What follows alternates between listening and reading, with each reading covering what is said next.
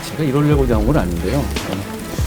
국민의힘이 저를 띄운다는 것에 대해서 공감하실 분들은 많지 않을 것 같아요. 다만 민주당이 저를 띄운다는 점에 대해서 많은 분들이 공감하실 것 같습니다. 저는 스타 장관이 아니고요. 저는 그냥 법무부 장관으로서 최선을 다하겠다는 말씀 드립니다. 여의도 사투리가 아닌 5천만 문법 쓰신다고 말씀하시면서 총선 출마 가능성이 더 높아진 거 아니냐는 얘기가 나오는데 그냥 제가 맞는 말 한 거예요. 네, 다 공감하실 것 같은데. 구체적인 지역구까지 언급되면서 국민의힘에서 장관님께 저한테 나온 말은 아니니까요. 거기에 대해서 의견들은 있을 수 있습니다. 저는 지금까지 말씀드린 것에서 별로 다시 더 드릴 말씀은 없습니다.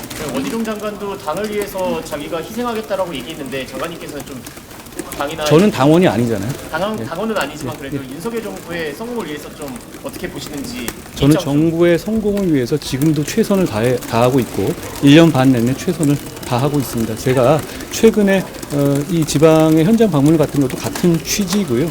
일각에서 뭐 그게 정치니 뭐 이런 얘기 하잖아요.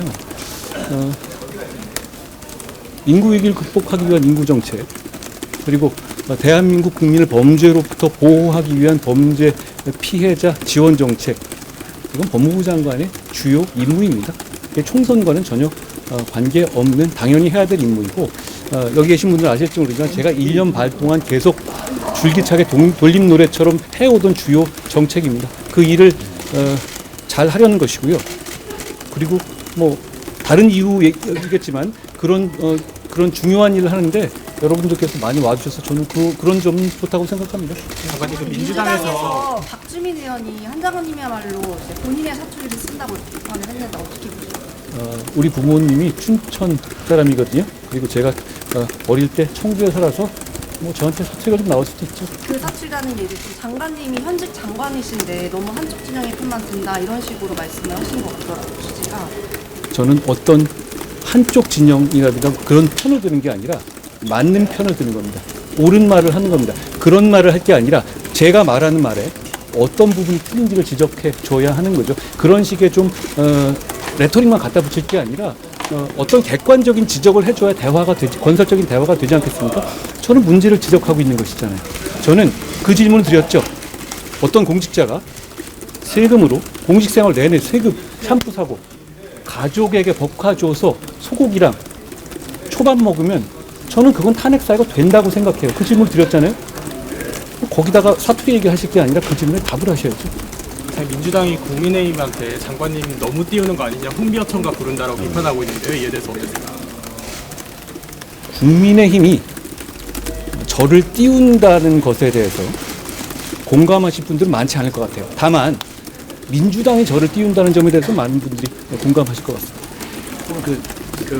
정책 얘기인데 오늘 지금 얘기를 하신 부분들 중에 이민청 관련된 부분들이나 좀 그 광역비자 관련된 부분에서 조금 설명해 주실 수 있는지. 제가 가는 곳마다 계속 설명드리고 있는데요. 출입국 이민관리청을 만든다는 것은 어떤 특정한 목적, 그러니까 완전히 외국인을 많이 받아들이겠다는 한쪽 목적이 아니라 지금 현재 인구 위기를 극복하기 위해서 저희가 외국인을 수용하는 것은 피할 수 없는 미래입니다. 그러지 않고서는 우리에게 미래가 없어요. 그렇다면 그 문제를 컨트롤 타워를 가지고 24시간 스트레스 받으면서 고민하고 불편한 질문에 답할 수 있는 기구를 만들자는 것입니다. 일단 그 점을 출발점을 하고요. 그 내용에 집어넣을 내용들은 제가 여러 차례 말씀드렸던 것처럼 체류 자격의 계단식 인센티브를 통해서 대한민국 국민이 더 이익받는 구조를 만들자는 것, 그리고 아주 우수한 과학기술 우수 인재에 대해서는 특혜를 줘서라도 모셔오자는 것, 이게 제가 생각하는 큰 틀입니다. 거기에 또 하나 중요한 틀은 불법 체류자를 엄단하겠다는 겁니다. 불법 체류와 합법 체류를 늘리되 합법 체류가 아닌 불법 체류자에 대해서는 확실히 적발해서 내쫓겠다는 겁니다. 그런 식으로 룰을 둬서, 그리고 또 하나 이 출입국 이민관리청에서 할 정책 중에 하나는 대한민국의 젊은 분들이 그런 외국인 정책으로 피해를 보지 않도록 하겠다는 겁니다. 예를 들어서 그러니까 이런 컨트롤 타워가 필요한 겁니다. 저희가 조선업의 일손 부족을 위해서 외국인들의 투입을 굉장히 여러 가지 많이 늘리고 있지 않습니까? 제가 그걸 하는 이유는 하나입니다. 거기는 어차피 대한민국의 젊은 분들이 가고 싶어 하시지 않아요. 그러니까 이분들이 피해를 입을 가능성이 적어집니다. 그렇지만 이분들이 실제로 많이 가고 싶어하는 영역 그 부분들에 있어서 외국 인력을 많이 배치하는 것 그건 저는 막아야 한다고 생각합니다. 막는다는 말은 어폐가 있지만 그걸 조절해야 한다는 것이죠. 예를 들어서 뭐 어떤 업종을 특정 업종을 예를 들기는 그렇지만 자동차라든가 이런 부분 가고 싶어 하시잖아요. 그런 부분에 대해서 외국인 마구 늘리겠다 그런 건 안 된다는 거예요. 제가 말하는 출입국 이민관리청이라는 것은 그런 것을 관리하는 컨트롤 타워를 만들겠다는 것이지 무분별하게 외국인을 받아들이겠다는 취지가 아닙니다. 오히려 지금처럼 컨트롤 타워가 없을 때 전국적인 외국인 분포라든가 어떤 사람을 얼만큼 받을 것인가에 대해서 주먹구구식이 되고 각 부처의 상황에 따라 달라지게 돼요. 예를 들어서 노동부 입장에서는 노동력만 보게 되죠. 그리고 노동부 입장에서 외국인 인력이 들어오게 되면 이거는 노동 3권을 무조건 보장해줘야 되는 문제에서 출발합니다. 그러니까 지금 이 가사도우미 문제도 잘 어려운 문제가 뭐냐면 우리 ILO 가입 국가잖아요. 그리고 대한민국은 국격이 있는 나라입니다. 제가 이민 정책에 있어서 국익과 대한민국 국민의 이익을 위주로 간다고 한다는 것은 역시 그럼에도 불구하고 대한민국이 가진 국격을 지켜야 된다는 것이 역시 그거에 부합하는 것이에요. 그렇기 때문에 그 기준이나 아니면 여성가족부, 과거 정부는 여성가족부 위주로 외국인 정책이 벌어졌어요. 그렇게 되면 휴머니즘과 거기에 있는 사람들에 대한 복지 위주로 가게 됩니다. 그렇게 되면 그 정부가 이런 컨트롤할 재량의 여지가 없어집니다. 그렇지만 전 세계적으로 가장 강력한 재량을 가지고 있는 영역이 어디냐? 출입국 비자 관리입니다. 여러분 미국 가보시면 걱정되죠? 들어가서 지문 찍다 혹시 제가 나 못 들어오게 하지 않을까? 비자, 이민정책, 그 출입국 정책 그런 겁니다. 마음에 안 들면 우리는 거부할 수 있어요. 그게 전 세계적인 룰이거든요. 그렇기 때문에 출입국 정책을 기반으로 한 이민 컨트롤 타워를 만들어야 대한민국에 제가 아까 말씀드린 국익과 국민 그리고 젊은이들에게 피해를 입지 않는 방향으로의 이민 정책이 가능한 겁니다. 그러니까 그런 차원에서의 어떤 컨트롤 타워를 만들겠다는 거고요. 제가 지금 민주당이 비난하는 몇 가지 제가 거기서 한 얘기들 잘 안 드시고 그 업무를 안 보시는 것 같아요. 이 문제를 꼭 하고 싶습니다. 해야 한다고 생각하고 그리고 이걸 안 하고 넘어가면 나중에 10년 지나면 후회할 것 같아요. 그러면 이 시점에서 저는 최선을 다하고 싶은 것이고 그 문제에 대해서 말씀드리는 겁니다. 그리고 어떤 탄핵이나 이런 거 물어보시니까 답을 드리는 겁니다. 그렇죠? 그리고 질문하시니까 답을 드리는 건데 저는 질문하시는 분 잘못됐다는 취지는 아닙니다. 저는 여러분이 아실지 모르지만 지난 1년 반 동안 저는 어떤 질문도 피한 적이 없습니다. 그리고 중요한 그 일을 국민을 위해서 공익을 위해서 중요한 일을 담당하는 공직자는 불편한 질문을 피하지 않아야 한다고 생각해요. 그 부분에 대해서 적어도 도망가거나 하면 안 된다고 생각합니다. 그렇기 때문에 저는 주시는 질문에 대해서 제가 지금 위치에서 할 수 있는 성의껏 답을 드리는 겁니다. 그럼 제가 어떤 질문이 들어올 때 그냥 도망가거나 국토 균형 발전이다라고 하고 도망가야 되겠습니까? 그렇지 않아야 되는 거죠. 그리고 그 문제에 대해서는 저는 앞으로도 여러분들이 질문을 하시면 답을 할 겁니다. 그거를 민주당이 방해할 이유는 없을 것 같아요. 저한테 좀 관심을 끊어주시면 좋을 것 같아요. 장관님 그러면 내년 총선 출마 가능성은 제로다 이렇게 일축하신다고 보면 될까요? 제가 그 부분에 대해서 충분히 지금까지 말씀드렸다라는 걸로 답을 가져가겠습니다. 한 가지만 더 말씀드리면 안 될까요? 내일 민주당이 어쩌면 이정석 검사나 그 검사 관련된 탄핵을 추진할 수 있다라고 얘기하고 있는데 이 부분에 대해서 좀 어떻게 보고 계신지도 알고 싶습니다. 여러 차례 말씀드린 바와 같고요.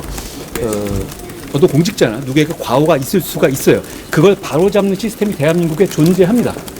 그리고 그 시스템이 존재하는 그 시스템이 작동하고 있지 않습니까? 그렇죠? 그러면 그 시스템에 따라서 바로잡아야 하는 것인데 그 문제를 어떤 정치적으로 이슈화되고 그러기 위해서 국민들이 이름도 모르는 검사들을 쭉 나열한다? 그러면 그 숫자란 그 탄핵 제도가 과연 그렇게 쓰라고 만든 제도인가요? 저는 그걸 말하고 싶은 겁니다. 그냥 불법도 안 되고 중대한 불법이 있어야만 탄핵을 할 수 있는 것이죠. 그렇죠? 그리고 그 탄핵 제도의 무게로 볼 때 국민 전체가 이거에 대해서 굉장히 어떤 이 의미를 부여할 수 있고 그런 정도 사안은 돼야 되는 것 아닌가요? 장관님 그러면 총선 출마가 아니더라도 청문회에서 역할을 해야 된다고 당내 목소리 나오는 제가 거잖아요. 그 부분에 대한 말씀은 제가 지금 충분히 드렸다고 생각합니다. 여러 번 반복해 드렸죠. 근데 제가 여기서 똑같은 말을 반복하더라도 요 뉘앙스를 가지고 다시 말씀하시길래 제가 그 부분 더 말씀 안 드렸어요. 그러면 저 이민청 설립이랑 또 최선을 다하고 계시다고 했는데 예. 그 최선을 다하는 측면에서 여당이 이제 다수당이 되거나 해야만 좀 그거 설립하고 하시는데 할 수가 있잖아요. 그러면은 그런 차원에서는 좀 총선 출마도 하나의 옵션으로 생각하시는 그 최선을 다하는 측면에서 그런 거는 있으신 건지 좀. 검사하시면 잘할 것 같아요. 제가 또 그렇게 그 어떤 한 방향으로 말씀하시는 것인데요. 제 입장에서 지금 최선을 다하고 있다는 말씀을 드리고요. 지금 그리고 아까 제가 그 자리에서 생각난 대로 말씀드렸지만 인구 위기에 대비하는 것은 여와 야의 문제도 아니고 진영의 문제도 아니고 중앙정부와 지방정부의 문제도 아니고 우리 모두의 미래를 위한 대비입니다. 저는 민주당이 그것에서 정략적으로 나올 것이라고는 생각하지 않습니다.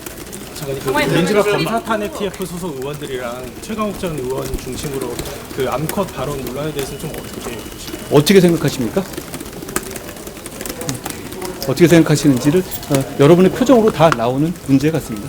윤석열 대통령 탄핵안 발의된 건에 대해서 발의됐어요? 발의가 아니고 네, 탄핵 소추. 제가 어제 대전에서 말씀드린 걸로 발음드리겠습니다. 만약 대통령이 장관이 좀 출마를 했으면 좋겠다라고 이렇게 요청이 들어오면 어떻게 하실지 좀 궁금합니다. 제가 모든 질문에 최선을 다해서 성의 있게 답해드린 건 맞지만 만약은 너무 많습니다. 만약에 대해서까지 제가 말씀드릴 문제는 아닙니다. 혁신위에서 스타 장관들 험지 출마 저는 스타 장관이 아니고요. 저는 그냥 법무부 장관으로서 최선을 다하겠다는 말씀 드립니다. 그럼 마지막 인부로 마지막? 이민청 설립이라고 봐도 될까요? 공직이 뭐 그렇게 뭐 심파적으로 그렇게 드라마틱하게 하는 건 아니고 제가 지금 이 순간에 할 수 있는 최선을 다하는 겁니다. 그리고 제가 잡았던 일정들은 다 몇 달 전에 준비됐던 것이었어요. 최근에 보면 국회 일정이 제가 너무 많았잖아요. 그러니까 지금 국회 약간 휴직이거든요. 국감 이후에. 이때 예전에 미뤄두었던 현장 일정을 하는 것이라는 말씀을 드립니다. 그리고 저보다 박범계 장관이 훨씬 많이 다니셨을걸요. 최선을 다하시고 이런 행보를 이어오셨잖아요. 1년 반 동안. 근데 국정 지지율이 좀 낮은 수준에 머무는 이유는 뭐라고 더 열심히 해야 된다고 생각합니다. 민주당에서는 검사 탄핵 문재인 때또 추진을 할 건데 검사 집단 자체의 자정 능력이 부족하기 때문에 어쩔 수 없다라는 이유로 계속되고 있거든요. 그거에 대한 것도 그런 류의 말을 하시는 분들이 어떤 분들인지 좀 보시죠. 오늘 보니까 서영교 의원이 저보고 막 한바닥 쏟아내셨더라고요. 그렇죠? 그분도 운동권 출신의 아주 대표적인 정치인이시죠. 보좌진을 친인척으로 채우신 분 아닙니까? 보좌진 월급에서 후원금 떼간 분 아닌가요? 자기 지인, 자녀의 형사 사건의 압력을 국회 파견 판사 불러서 전달했던 분 아닌가요? 저는 그런 분들이 마치 깨끗한 척하면서 국민들을 호도하는 것에 대해서 잘못됐다고 생각합니다. 그리고 제가 이러려고 나온 건 아닌데요. 저는 이렇게 말씀드리고 싶어요. 저는 검사가 아닙니다. 검찰은 대한민국의 사법 질서를 지키는 하나의 도구일 뿐이에요. 그리고 의인화해서 생각할 문제가 아닌 것이죠. 그러면 어느 집단에서 어떤 정권이 바뀔 때나 의인화돼서 될 문제입니까? 예를 들어서 국회는 그럼 4.4.5입의 책임을 아직도 물어야 되는 것일까요? 그렇진 않고요. 어느 집단이나 문제가 있을 수 있습니다. 문제가 있으면 문제를 해결하면 되는 것이지 그 집단 자체를 그렇게 악마화할 경우에는 그 기능 자체에 대한 국민의 신뢰가 없어져요.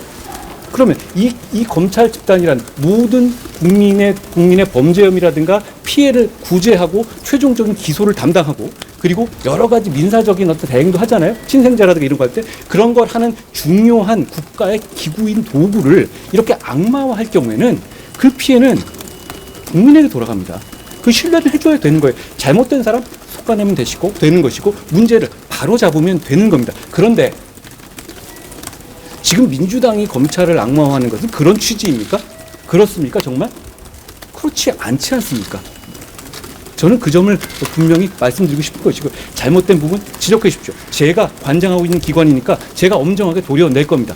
그런데 그 기관 자체를 악마화할 경우에는 그 기관에 대한 국민의 신뢰가 떨어지죠. 그러면 국민을 범죄로부터 보호하고 국민의 여러 가지 권리를 보호하는 준사법 기관의 어떤 중요 기능 자체를 마비시키는 것이에요. 신뢰를 없애버리는 것이죠. 그건 국민에게 피해가 갑니다.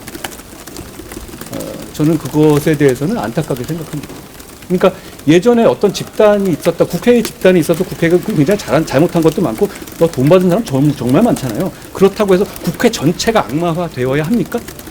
그래서는 안 되죠. 민주주의의 중요한 기관이니까. 검찰도, 경찰도, 국세청도 다 마찬가지입니다. 대한민국의 어떤 법치주의를 집행하는 굉장히 중요한 기관이기 때문에 그 어떤 정치적 목적을 가지고 그 한 집단을 의인화해서 악마화하는 것은 국민에게 큰 손해를 주는 것이고 그래서는 안 된다고 생각합니다. 잘못된 것이든 바로 잡아야 하고 그래야 합니다. 예.